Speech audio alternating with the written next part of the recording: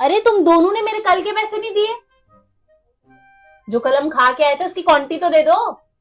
कितने बहना मुझे बताओ, मैं दे देता हूँ। कल लगे थे टोटल 900, तो 3 में डिवाइड हुए 300 आए। चलो फटाफट दे दो मेरे को। 300 बस? हाँ ठीक है, मैंने जीजू को दे दिया, ले लिया उनसे।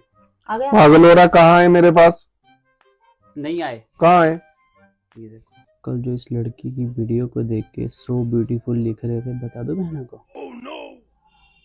आगे आगे पैसे। ठीक है, मेरे को डाल दो आप।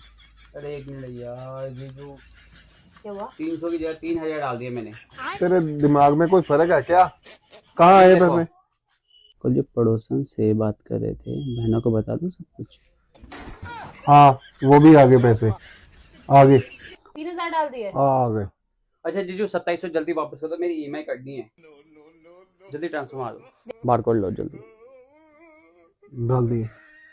चलो।